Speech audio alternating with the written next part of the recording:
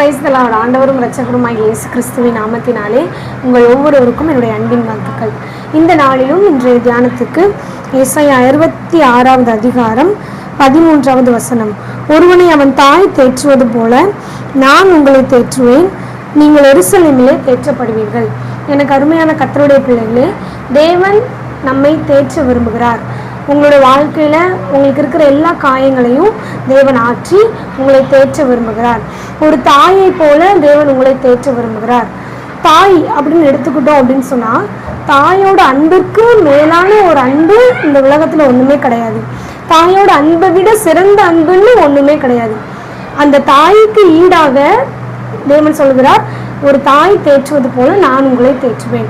அப்போ தேவன் நம்மை ஒரு தாய் தேற்றுவது போல நம்மை தேற்ற விரும்புகிறார், உங்களை தேற்ற விரும்புகிறார். நீங்கள் கவலையோடு இருக்கீங்களா? கஷ்டத்தோடு இருக்கீங்களா? இருதயத்தில் பலவிதமான காயங்களோடு இருக்கீங்களா? எதுக்கும் கவலைப்படாதீங்க.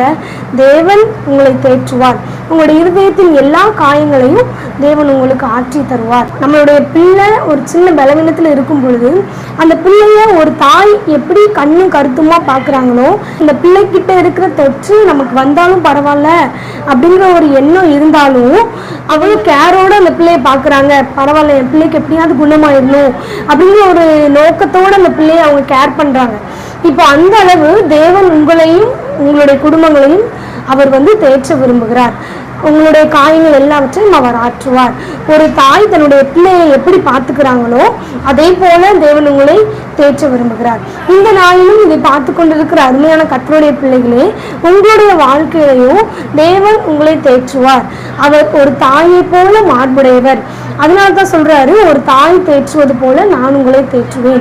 நான் முதலாவதே சொன்னேன், தாய்க்குடைய அன்புக்கு ஈடாக எந்த ஒரு அன்புமே கிடையாது.